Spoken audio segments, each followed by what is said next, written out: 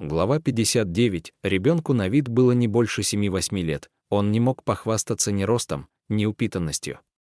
Маленькое тельце, свалившееся с огромной высоты, безудержно дрожало на руках принца, будто только что родившийся детеныш какого-то животного. При этом лицо малыша скрывалось под намотанными как попало бинтами, через просвет в которых выглядывал огромный черный глаз. В нем отражалась белоснежная фигура принца. Мальчик, не мигая, глядел на него, будто больше ничего вокруг не видел. Тем временем толпа то и дело потрясенно вздыхала. Селянь приподнял голову, и сердце его тяжело опустилось. Поскольку краем глаза он ухватил перед собой золотой предмет, лежащий неподалеку. Золотая маска, что скрывала его лицо, упала на земь. Селянь приземлился прямо посреди улицы Шинью, процессия осталась в нескольких чжанах позади. Все произошло слишком неожиданно. Марширующий шаг воинов сбился, потревоженный столь внезапными переменами, лица красавиц, разбрасывающих цветы, исказились ужасом. Золотая повозка остановилась, несколько белых лошадей благородной породы беспокойно заржали и забили копытами, гармония музыки мгновенно нарушилась парой фальшивых трелей. Кто-то остановился, кто-то до сих пор шел вперед, шаги процессии совершенно расстроились. Казалось, ситуация вот-вот выйдет из-под контроля. Толпа по обеим сторонам улицы среагировала не сразу, тогда как государь Синьлэ на высокой трибуне мгновенно поднялся на ноги. В его взгляде на сына отразилось суровое беспокойство.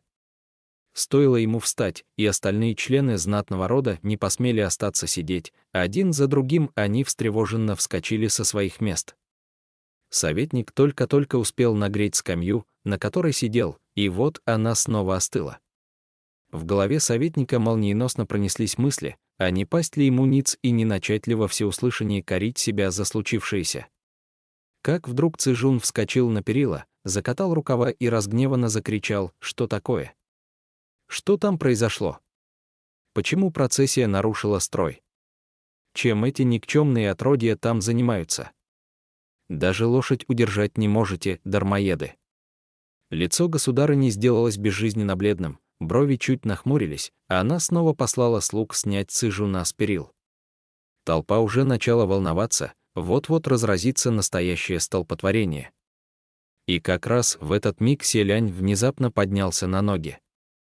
Согласно обычному порядку, благороднейшее его высочество, наследный принц скрывался в чертогах императорского дворца или же занимался самосовершенствованием в монастыре, где проводились религиозные обряды августейшей семьи, поэтому простым людям почти никогда не представлялась возможность узреть его лицо. Можно считать, неслыханное событие, подобное этому, произошло впервые, и взгляды толпы, привлеченные принцем, невольно обратились к нему. А следом люди также невольно задержали дыхание. Все увидели несравнимо прекрасное лицо с тонкими изящными чертами. Человек перед ними поражал великолепием и сиял столь ослепительно, что многие не смогли смотреть слишком долго, немедленно отвели взгляд. Одной рукой прижимая к себе ребенка, принц медленно поднял меч, который держал в другой руке, и указал острием на красочную платформу. Демон взирал на случившееся сверху. Увидев этот жест, юноша мгновение помедлил, затем вдруг топнул ногой, сделав прыжок. Толпа удивленно охнула, когда демон, подобно черному облаку, взмыл в воздух, оказался у колонны, куда вонзилась его сабля, схватился за рукоять и вынул потерянное оружие из камня, по которому тут же поползли трещины. Затем развернулся в прыжке и приземлился снова, уже в центре улицы Шинью, прямо перед противником. Он мгновенно понял намек принца и пришел на помощь. Увидев это, Селянь тихо похвалил: «Молодчина, Муцин, теперь и воин, радующий богов», и демон спустились с платформы. Один в черном, другой в белом, один с саблей, другой с мечом, они снова приняли стойку и приготовились продолжить битву. Толпа вновь закипела, людям в голову ударила горячая кровь. Аристократия на трибуне заметно успокоилась, ведь представление стало и правда намного более захватывающим. Демон притворился, что хочет убить ребенка на руках воина, обеими руками обхватил рукоять сабли и сделал длинный выпад вперед, прямо в грудь селяню. Они нанесли друг другу несколько ударов для вида, а затем, по-прежнему сражаясь, снова вернулись на платформу. Фэн Синь, воспользовавшись тем, что внимание толпы отвлеклось на сражение, кувырком проскочил по улице, схватил золотую маску и, снова ворвавшись в колонну процессии, тихо, но уверенно приказал держать строй. Не разбредаться. Продолжаем идти, как будто ничего не случилось. Еще один круг, и возвращаемся во дворец. Остальные участники шествия тут же повиновались, уняли волнение в душе, вернулись на свои места и возобновили воодушевленное шествие.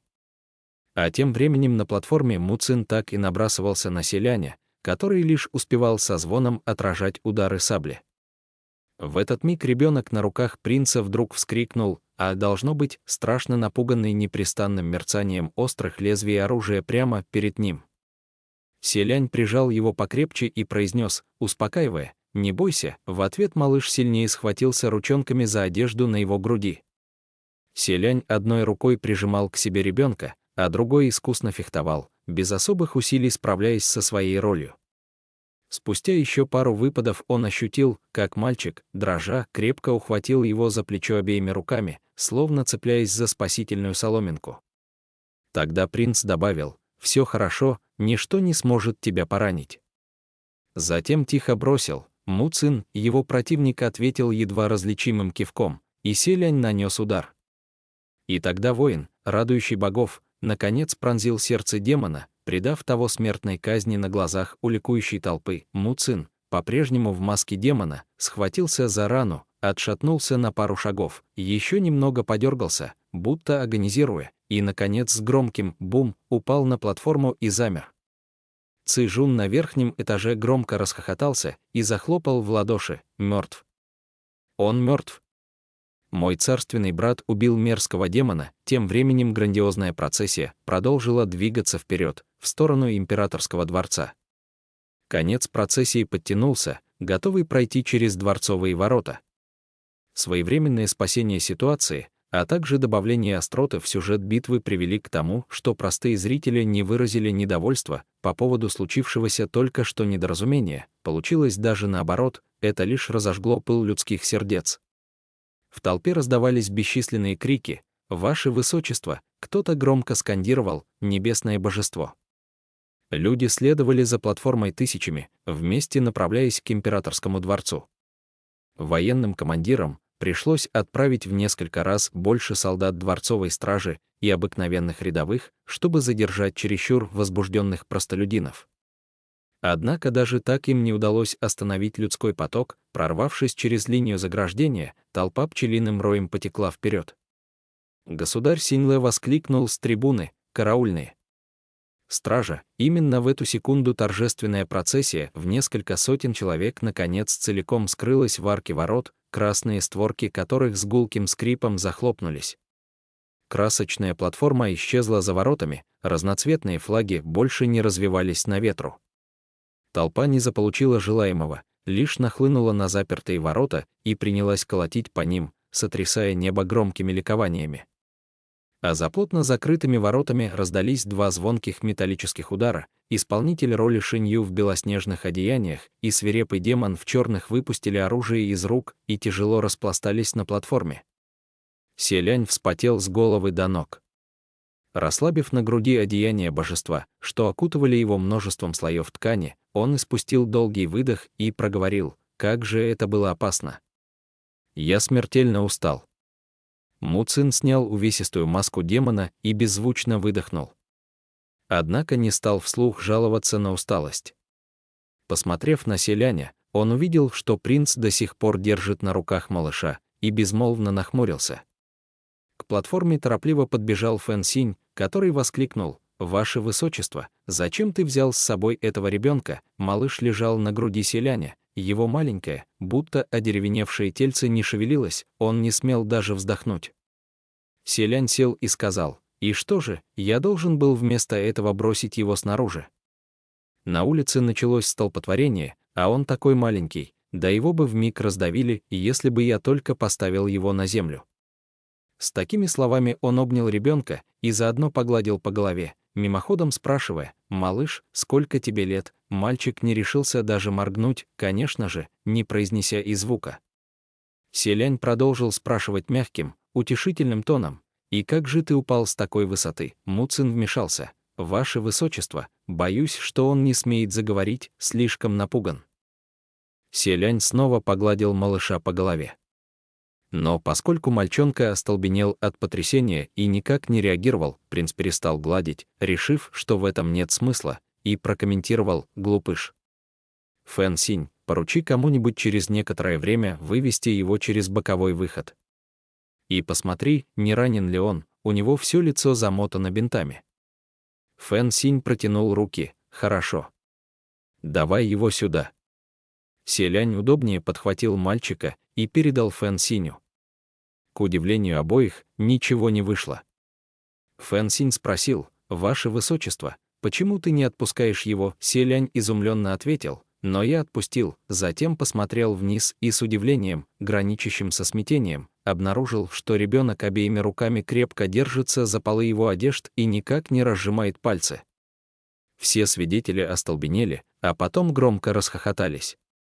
Во время пребывания селяня в монастыре Хуанцзи многие верующие, и мужчины, и женщины, кто ради того, чтобы удовлетворить любопытство, кто по соображениям веры, шли на всяческие ухищрения и делали все возможное, чтобы хоть раз взглянуть на его высочество наследного принца.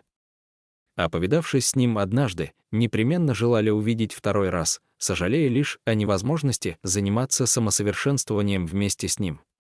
И мальчик, что оказалось немалой неожиданностью, несмотря на нежный возраст, повел себя так же.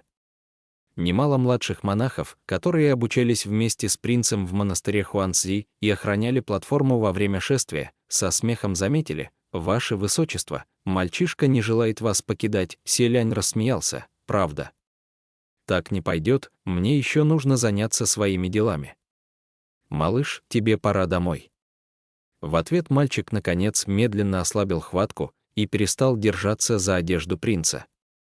Фэн Синь тут же подхватил его одной рукой. Но даже когда ребенок оказался на руках у Фэн Синя, его огромный яркий черный глаз продолжал неотрывно смотреть на принца. Этот взгляд практически походил на одержимость демоном. Многие монахи, ставшие тому свидетелями, в душе даже начинали сомневаться, не так ли это на самом деле. Однако селянь больше не смотрел на ребенка, обратившись лишь к Фэн Синю: «Не надо держать его в воздухе, будто какой-то мусор, ты напугал его еще сильнее». Тогда Фэн Синь поставил мальчишку на землю и произнес: «Не смейся. Советник сейчас с ума сойдет. И тебе, ваше Высочество, лучше хорошенько подумать, как ты будешь оправдываться перед ним». После этих слов больше никто не посмел рассмеяться. Спустя час. Монастырь Хуанцзи, пик Шинью, дворец Шинью. В воздухе струились целые облака ароматного дыма, монотонно текли звуки сутр. Советник и трое его помощников сидели в главном зале, лица их будто покрывали свинцовые тучи. Перед ними на коленях стоял Муцин. Селянь тоже склонил колени, но только не перед кем-то из людей, а лишь перед золотой статуей самого императора Шинью. Фэн Синь, обязанный следовать за господином, преклонил колени за его спиной. Советник взял в руки ту самую золотую маску, при изготовлении которой мастера приложили все свои умения. Помолчав, он тяжко вздохнул: «Ваше Высочество, ох, Ваше Высочество». Даже стоя на коленях, селянь оставался вытянутым как струна. И отвечал с высоко поднятой головой: «Здесь». Советник с болью и горечью в голосе произнес: «Тебе, должно быть, известно, что за всю историю государства Синьлэ не было ни одного шествия в честь ежегодного жертвоприношения небесам, а их прошло немало, на котором торжественная процессия обошла вокруг городских стен всего 3 раза. 3 раза каждая церемония, каждая мелочь во время торжественного шествия на празднике фонарей несла в себе какой-то сакральный смысл. Так, каждый обход красочной платформы вокруг запретного города знаменовал мольбы жителей государства о благоденствии и процветании на целый год вперед. И потому следующее грандиозное торжество, подобное этому, проводилось лишь по истечении лет, количеством равных пройденным кругам в прошлый раз. Это не только являлось благим знамением, но также и немалой экономией для казны. 3 круга обеспечивали какие-то 3 года покоя, а самое страшное, что прямо во время церемонии, несущей также религиозное значение, золотая маска упала с лица воина, радующего богов. С древних времен народ Синьлэ веровал, что духовная сила человека сконцентрирована в его лике, а голова — это место, где живет душа. Самое лучшее надлежало даровать небесам, и потому во время церемониального шествия лицо воина должна была скрывать золотая маска. Ведь его обликом могли наслаждаться лишь боги, а простым людям такое право было недоступно. Советник, про себя сокрушаясь, что потребовал от принца слишком многого, продолжил: в прошлом воин, радующий богов, в крайнем случае совершал 5 обходов, а самое большее мог продержаться 15-16 кругов. А ты? Ты ведь мог с закрытыми глазами пройти 50. 100 кругов. А в итоге задохнулся по своей же вине уже на 3-м. Почему же ты сначала не задушил меня, своего наставника? Теперь возрадуйся, ваше высочество. Ты войдешь в историю. И я вместе с тобой. В зале никто не смел произнести и слова. Однако Селянь совершенно спокойно и невозмутимо ответил: советник, давайте взглянем на это с другой стороны. Если бы ребенка никто не поймал, если бы он разбился на смерть и процессия в честь небес окрасилась кровью, разве это не посчитали бы зловещим предзнаменованием?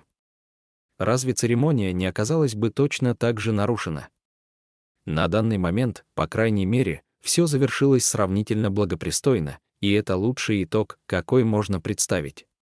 Случившееся следует считать лишь несчастным случаем. Советник на мгновение онемел, затем воскликнул: «Несносное дитя!» Вокруг было столько воинов императорской охраны, разве кто-то из них не мог поймать ребенка? А если бы даже не поймали точно на руки, он бы сломал руку или ногу, но не разбился бы насмерть. Ты мог бы выйти чуть ближе к краю платформы и сделать выпад покрасивее, так никто бы не обратил внимания, что там упало со стены. Селянь в ответ нахмурился. «Советник, вы же знаете. В такой ситуации, кроме меня, никто бы не смог отреагировать столь же быстро, и никто не сумел бы поймать его, ни капли не навредив малышу. Не поймать означало одну смерть, поймать — 2 пострадавших». Его тон звучал естественно и весьма убедительно. Наставникам было прекрасно известно, он прав, и поспорить не выйдет. Даже стоя на коленях перед статуей божества, он совершенно не считал себя виновным, ему было смешно, любопытно, он даже гордился собой. Он являлся сокровищем, возлюбленным учеником и драгоценным дитя. Как ни взгляни, гневаться на него не получалось, оставалось лишь рвать на себе волосы, болью физической пытаясь заглушить душевную. Помолчав, советник продолжил, и еще кое-что. Селянь чуть опустил голову. Ученик слушает. Ты отлично справился с сегодняшним представлением. Однако, насколько бы хорошо ты ни выступил, тебе не следовало, никого не предупредив и полусловом, внезапно менять сценарий. Ты ужасно напугал его и ее величество. Знаешь, что случилось бы, не успей ты к назначенному часу? Брови Селяня чуть приподнялись, он удивленно спросил: советник, но разве я не сообщил вам об этом заранее? Советник тоже удивленно замер. Ты сообщил мне заранее.